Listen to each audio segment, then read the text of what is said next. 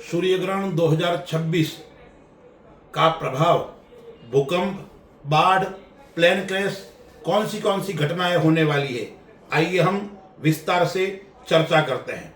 दर्शक मित्रों, मैं पंडित राजेश दवे, वैदिक ज्योतिष परामर्श केंद्र जोधपुर से 2026 के अंदर सूर्य ग्रहण कब है और सूर्य ग्रहण का प्रभाव जनमानस के ऊपर, विश्व के ऊपर क्या पड़ने वाला है, आइए हम विस्तार से चर्चा करते हैं।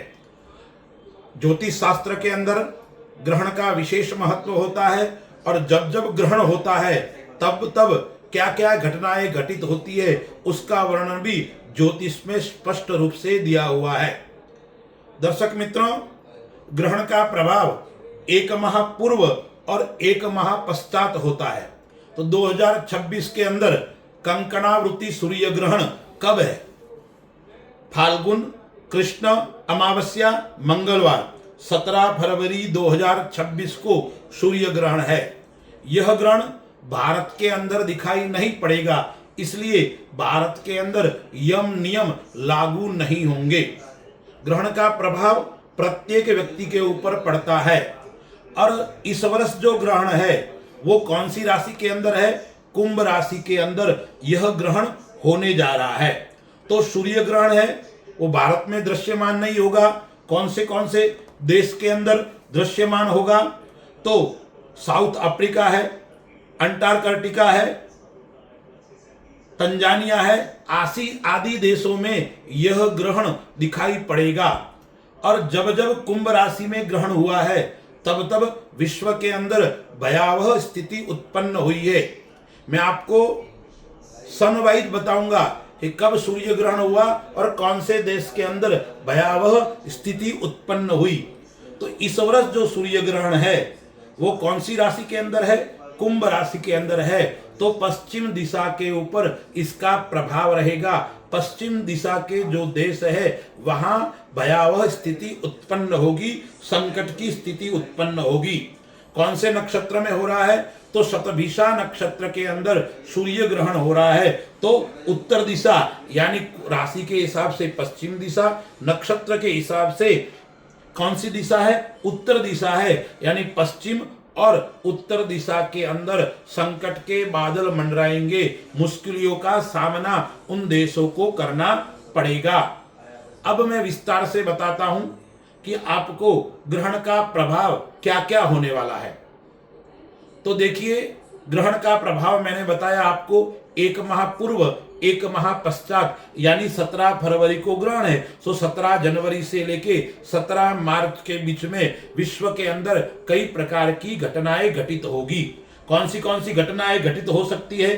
भूकंप है, तूफान है, बाढ़ है, प्लेन क्रैश है, या हिमवर्षा है, या अग्नि विस्फोटक कार्य, इस प्रकार की घटनाएं विश्व को देखनी पड़ेगी। और मैं तो भगवान से चाहता हूं ये घटनाएं घटित न हो, प्रार्थना करता हूं, लेकिन ग्रहों का प्रभाव जीवन के ऊपर पड़ता है। इसलिए हम सबको सावधान और सचेत रहकर परमपिता परमेश्वर से यही प्रार्थना करनी चाहिए कि विश्व के अंदर शांति बनी रहे।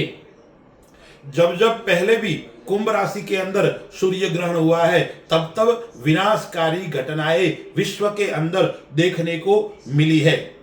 मैं आपको कुछ प्रमुख बात बता रहा हूं।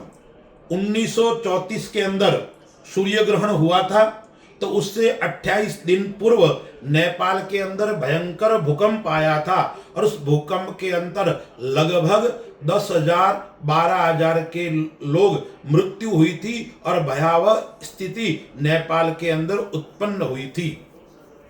उसके बाद में 1980 के अंदर कुंभ राशि के अंदर सूर्य ग्रहण हुआ। तब क्या हुआ?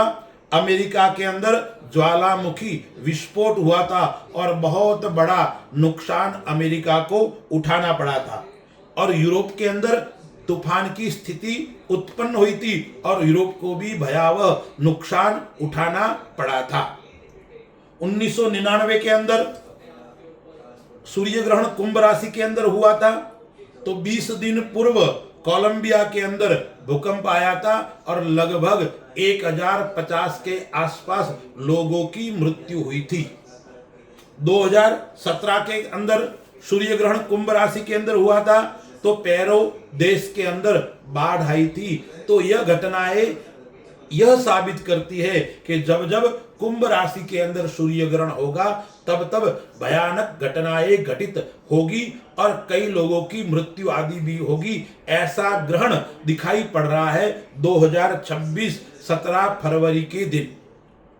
तो एक माह पूर्व और एक माह पश्चात यह हमें सावधान और संकेत करती है घटनाएं कि सावधान होने की आवश्यकता है, सचेत होने की आवश्यकता है।